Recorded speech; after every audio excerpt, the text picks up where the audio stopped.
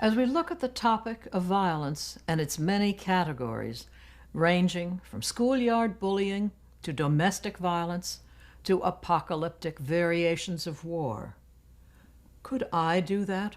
Would I do that? Is there something deep within the psyche that's normally quiet or repressed, but at any given moment can come flaming out as a lynching, a spanking? Is violence only physical, or is it also deeply psychological? Does violence have a particularly national flavor, or is it universal? As Americans, we're sadly familiar with our own heritage, the treatment of Native Americans, of slaves, of internment camps, Vietnam. Other countries have their own histories: Germany, Japan, England, Russia, China. We all have something to answer for. We look outside of ourselves to see violence in others, those who are different, not like us. They are the violent ones. Is it the self, ourselves, that is the cause of violence? Krishnamurti on the violent self.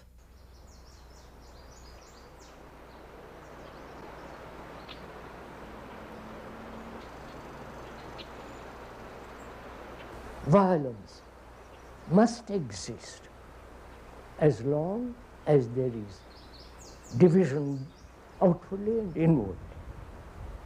Conflict is the very nature of violence.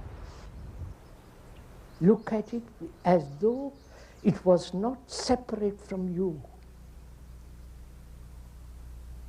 Greed is not separate from you. Suffering is not separate from you. Anxiety, loneliness, depression, all that is you. But our tradition, our education has said you are separate from that. Right? So, where there is separation, where there is duality, there must be conflict. Like the Jew, Arab, I'm taking that, probably you will understand that better, between the conflict of two great powers, division and so on. So, it's you are that. You are not separate from that. The observer who says, I am violent, that observer is violence. Right? So, the observer is the observed. The thinker is the thought. Be with the thing as is. Which means you bring to it all your attention to it. Right? By analyzing, examining, that's all waste of energy. Whereas if you give your total attention, which is give all your energy to the feeling, then that feeling has total ending.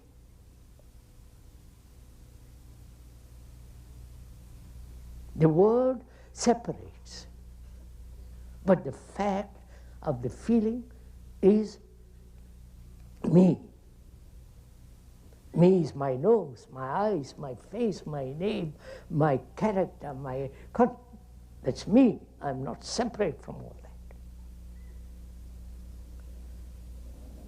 Therefore, you have fundamentally erased the cause of conflict. When you are that, therefore I remain with it. And when you remain with it, hold it, you are off that, that gives you tremendous energy. And that energy dissipates, ends that violence completely.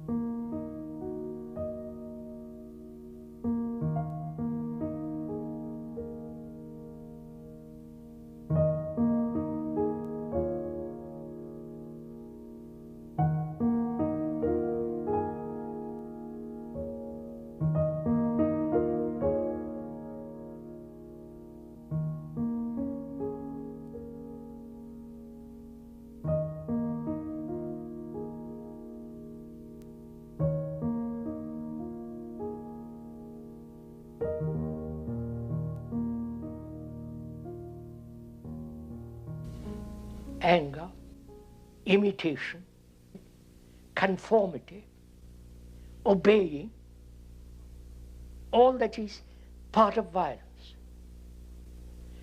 And I happen to be violent, suppose. And I see, by looking at it very carefully, the causes of it. Step by step, I see it. And I do not know how to deal with it,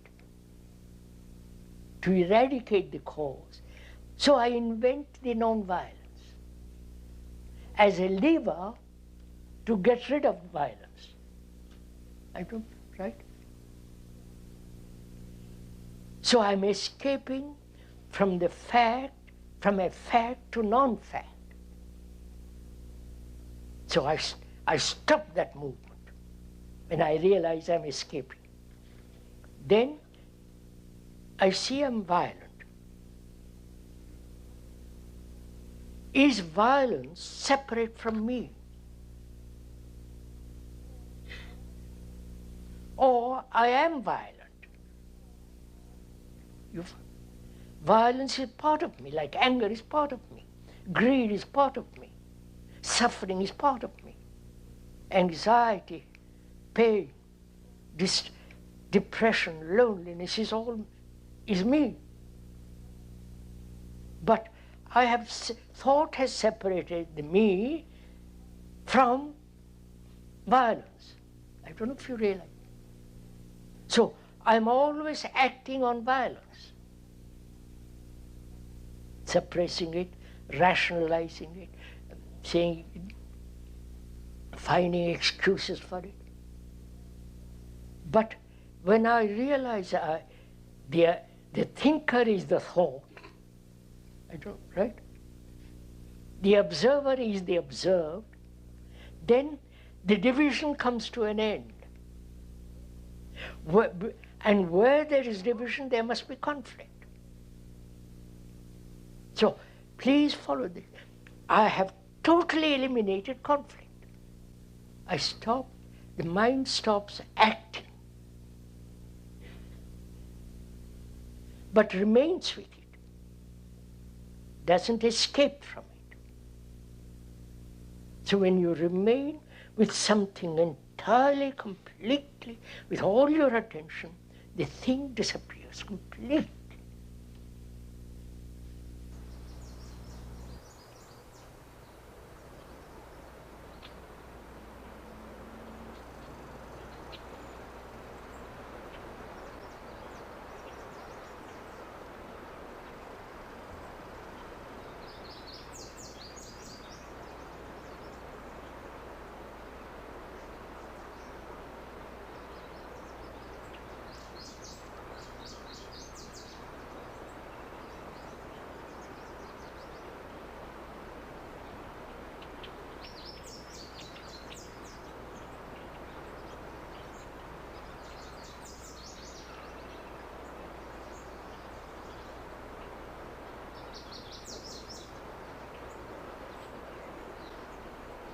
The freedom from authority implies the freedom from fear.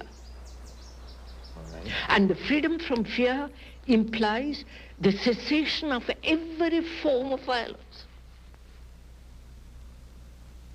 If we stop violence, then our fear recedes? No, sir. It's not a question of recession, of fear. Let's put it around the other way, sir. Man is violent. Linguistically, psychologically, in daily life he is violent, which ultimately leads to war. There's a lot of it around. And man has accepted war as the way of life. Whether in the office, whether at home, or in the playing field, or anywhere, war he has accepted as the way of life, which is the very essence of violence. Yes. Now, and aggression or all that's involved. So, As long as man accepts violence, lives a way of life which is violent, he perpetuates fear, and therefore violence, and also accepts authority. So these three are a kind of vicious circle, each playing into the other. All and right. the churches say, live peaceful, be kind, love your neighbor, which is all sheer nonsense. We can't go beyond it unless one is free from it. Not intellectually or theoretically, but actually be free from every form of authority. Not the authority of the expert, but the feeling of dependence on authority. All right. All right. I think Then, is it possible for a human being to be free completely of fear? Not only at the superficial level of one's consciousness, but also at the deeper level, what's called the unconscious. Otherwise, you're bound to accept authority of anybody.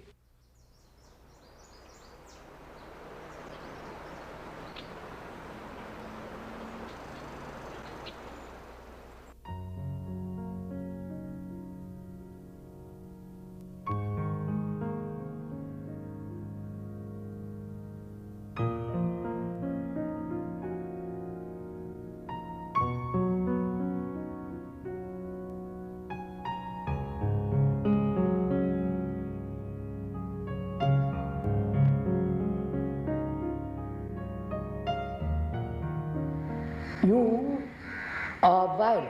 Violent is not separate from you. Is it a fact that there is an observer different from anger? Careful, don't answer. Look at it carefully. Anger is me. I'm not different from anger.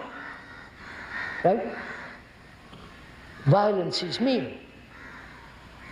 Non-violence is not me. Right? That's just an idea. The fact is I'm violent. That's a fact. Non-violence is non-fact. But we pursue non-fact because we don't know how to deal with what is. Right? That is, I've invented non-violence. This country is full of that, non-violence. At least they talk about it. But the fact is they're violent. The fact has no duality. I see that. I just discovered it. You understand? The fact has no opposite.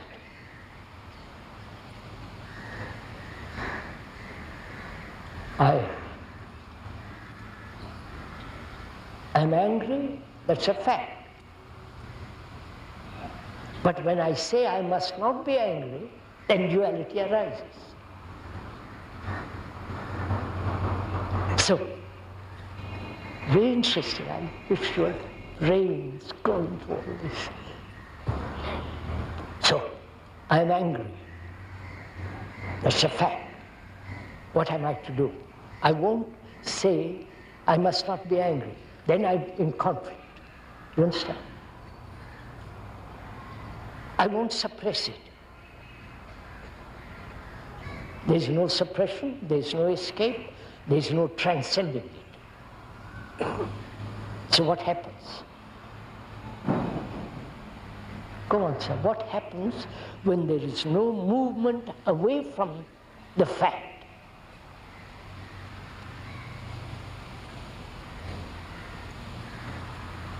Go. It is the movement away from it creates conflict, creates duality. And volumes have been written by clever Indians about duality. The speaker said there is no duality right from the beginning, because there is only the fact. But when I want to get over the fact, then I create duality. Right, sir? See, then what takes place? How to remain with the fact. You understand? Not move away from the fact. Any movement away from the fact is conflict and duality. So, when you remain with the fact, what takes place? You work it out. I'm working it out. But you work it. What happens when you remain with the fact? Which means what? You are, I can tell you, you will say yes, yes, and go away. You don't apply. When I move away from the fact, it is a wastage of energy. Right? So when there is no movement away from the fact, all energy is there. Which means complete attention there with the fact. And when there's complete attention, then it's like light, so being high-powered light being thrown on the fact. And then the fact reveals all its content. You understand?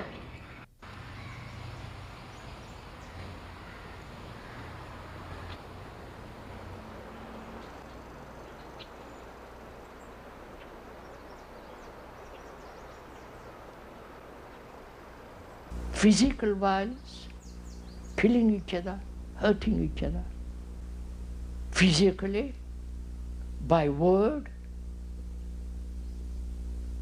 by a gesture, by a look, right?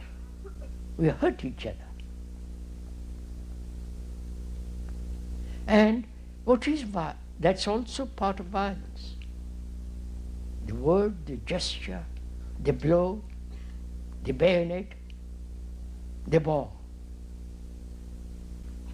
So, what is right action which will encompass the whole movement of violence? Right? What is right action? Right? Which is non-action. I don't know if you follow this. Any action born of violence is violence.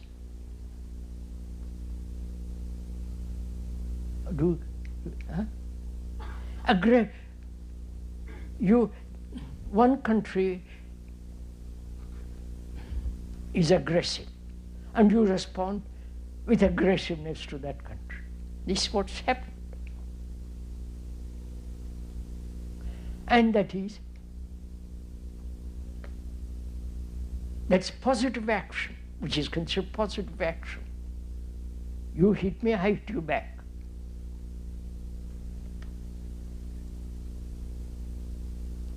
But seeing the whole nature of violence, observing it closely, there is only a state which is non-action. I wonder if you understand this. What is considered positive action with regard to violence in the ordinary accepted traditional sense is to retaliate. Right? This has been our tradition. We own that particular piece of land miles away, and if anybody is aggressive, enters into that land, I send all my warships to it. This is what is happening all the world over. meet aggression by aggression. And that's considered positive, realistic action. And this has been the history of mankind for thousands of years. So when one investigates into this whole problem of violence, any movement from violence is still violence, right? If one understands this. Therefore, when there is violence, no response to violence, which is the most positive action.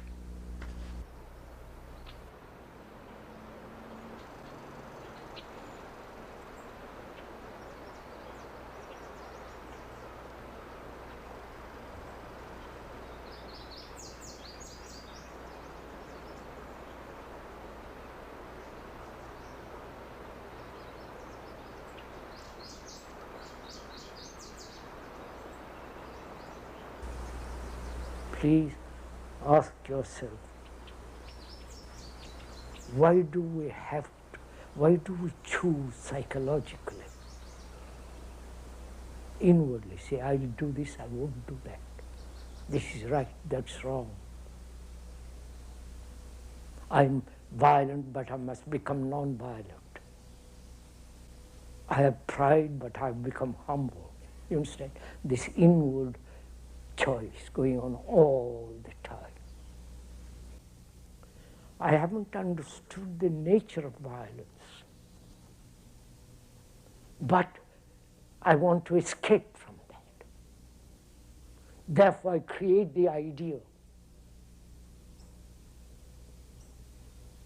So, after creating something which is not, then there is conflict between what is and what I think should be. This is what we are doing. So, I say to myself, before I achieve the other, which is non-violent, I must first understand what is violence. Violence is not only physical, but great deal, much more psychological. When I conform to a pattern, when I am being allowed to be programmed. Understand? When you tell me what I should do, because for the good of my soul or my psyche or whatever it is, and you become the authority. So when I accept authority, there is violence. You understand? I am confused. I am disturbed. I want certainty. And you come along, the guru, the priest, the psychologist, the others, and they become the authority. I have created them out of my confusion, my disorder. So I realize, as long as there is an authority subjectively, either the experience which I've had, the memory of that experience which becomes the authority, follow all this, or the authority of somebody who says, I know, I will tell you all about it. The nasty, ugly gurus do all this, coining money. They are one of the most rich people in the world. Your evangelists, the churches, the tremendous organizations. They say, have faith, believe, accept. And I am so frightened, I say, and gullible, I accept it.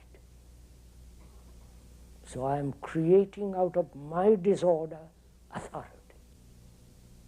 So, one of the causes of conflict disorder is psychological acceptance of authority. That means, can one live without a single ideal, single authority, so that one lives in great order now, not tomorrow?